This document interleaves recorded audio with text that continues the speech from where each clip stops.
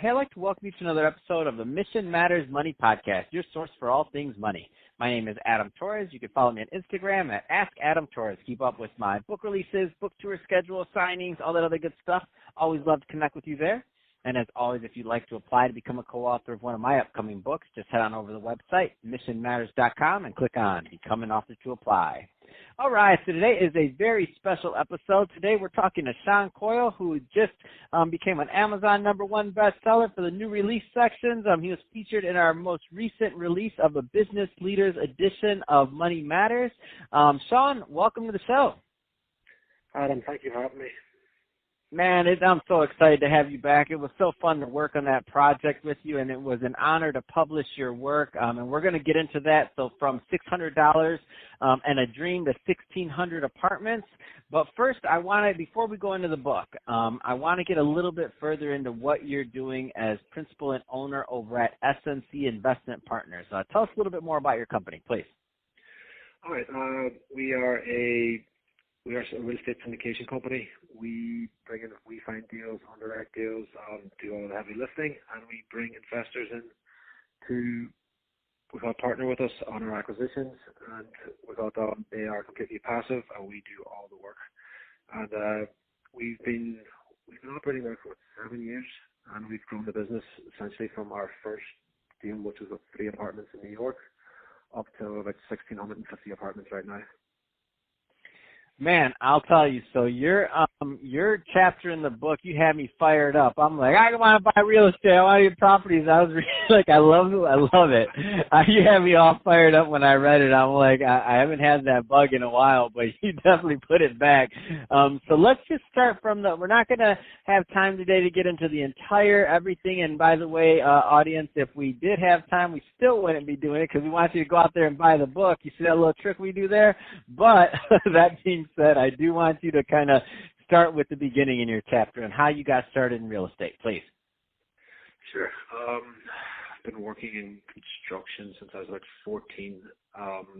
Whenever there was no school, so say there was a weekend or holiday or summer holidays, from the age of 14 onwards, I was working on a job site, pouring concrete, working in concrete houses.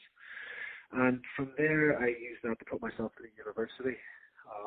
Started again because my university, I think I had classes 3 days a week, so 2 days a week whenever I wasn't in class, I was working, and then every weekend as well. And I got to learn, the trades, who was doing what, why they were doing it a certain way, how certain systems worked in buildings, and how they worked, in conjunction with one another. And then we had finished my degree on a Friday. I was on the first flight back to America on that Saturday morning. Got a job.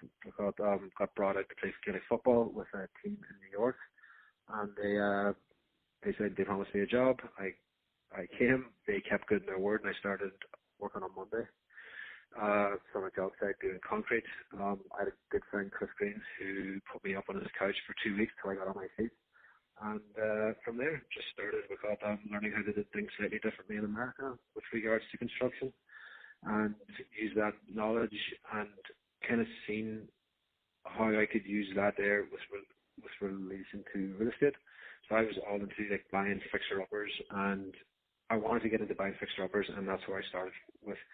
I bought my first property, was a triplex in the South Bronx, and it was a weird property. The guy who bought it before me, he bought it for $678,000, I think, and I ended up picking it up for $363,000. When I bought it, I had to renovate 2 of the apartments. One of the apartments had footprints on the ceiling. I have no idea how that happened, but there was. But yeah, and it just kind of snowballed from there. First one went well. It was all about cash flow, making sure that there was enough cash flow every month to cover all the bills, and I was happy.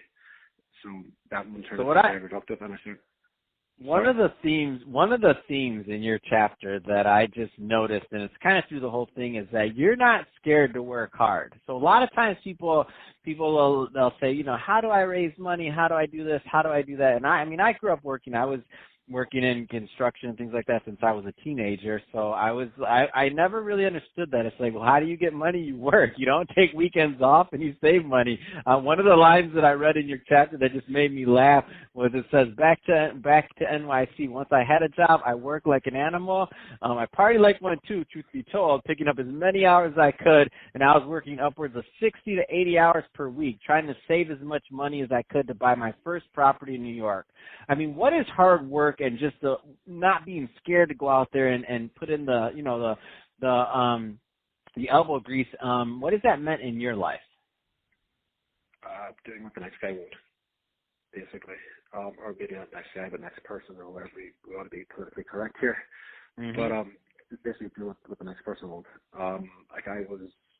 Whenever I was working on a project in New York, there was like fire watch at night where there was water in the plumbing pipes, but there was no heat in the building, so we needed somebody to come in at night, stay there with the heat on to make sure the pipes didn't bust. Wow. So I would do that for 8 hours at night, and then I would do my 8-hour shift during the day as well. So I was working 16-hour days sometimes. I'm working if I get a couple of hours on Saturday and Sunday. I was doing that as well. But that was just to get money saved up. But then there's no point having money if you don't know what to do with it. So like every day going to work on the train commuting from like Lower Westchester or the Bronx into work, I was reading on the train, reading books about how to get started, where to get started, what to look for, what are the pitfalls, what to avoid, like the plague, and basically how do you get your first deal going. And that's what I did, man. I was always reading books. I was listening to podcasts, listening to audiobooks, whatever I could do. I was even reading at lunchtime sometimes on the job site. Again, I was getting weird looks from the other construction workers, but I didn't care. I kind of knew what I was working towards and what I wanted to achieve, so it didn't bother me. Let's talk about, when you finally made that move and you decided, North Carolina was the place. What were some of the things that kind of inspired that move? I had the tenant from Nightmare.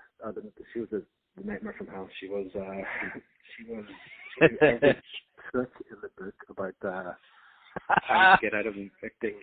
She was a seasoned professional person that you just evicted all the time.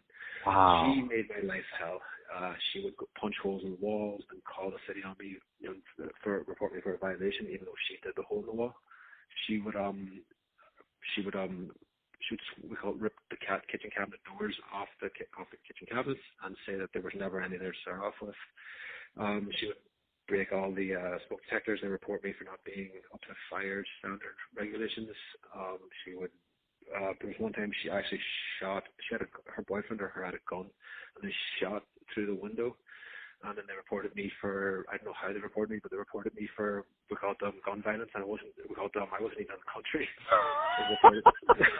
I was like, how can I prevent somebody from shooting into your house? And I was, but anyway, she took 14 months to evict, and she was the driving factor for me getting out of New York. I needed to get away from that. That was just like too much negativity in my life, and it was putting a real damper on my whole buzz with wanting to get bigger. So I started looking for states that were a lot more landlord friendly. And one of the first ones that I liked, because we had friends that lived in North Carolina, was that market. So I started looking at developing markets, cities that were growing with their population, where jobs were moving to, and one of the cities that popped up was Winston-Salem. And that's where I bought my first property. It was a smaller 16-unit building, and I kind of used myself as a guinea pig to make sure that it would work going out of state first, because I was still living in New York. Mm-hmm. And I did that to make sure that it would be a success before I started doing it full time and bringing investor money in. Before I did that, so yeah, it worked out well, and it kind of just snowballed from there. Man, as much as you hate to say it, it's like she did you a favor in retrospect. I mean, and we never look at it that way, right? That was not a good experience, but it's like, if it wasn't for that lady, you wouldn't have found North Carolina, right? Or possibly not. That's 100% true. Oh, but it still hurts, and I'm so sorry you went through that. It's terrible. Every single person out there that's listening to this right now, a lot of real estate investors listening, they're either in their car or they're at work and they're cringing. They're like, oh, I had one of those. Yeah, everybody has one. Oh man, that's awesome. So I'm glad it all worked out. But so that being said, Sean, if I could talk to you about this all day long, but first off, just want to congratulate you again. It was an honor to publish your work and your story. I know you're going to inspire a lot of people with it. Again, from $600 in a dream to 1,600 apartments, amazing accomplishment. That being said, Sean, if somebody's listening to this and they want to learn more about SNC Investment Partners or to connect, I mean, what's the best way for them to reach out to you? Sure. Just go to my website, sncinvestmentpartners.com, and there's a contact us link, and it'll send us a message if you ever want to get in contact. Fantastic. Well, hey, thanks again for coming on the show. And to the audience, as always, thank you for tuning in. Hope you got a lot of value out of this. If you did, don't forget to subscribe to the podcast, leave me a review, do all those great things we do to support our podcasters. I really do appreciate it. And Sean, thanks again for coming back on the show.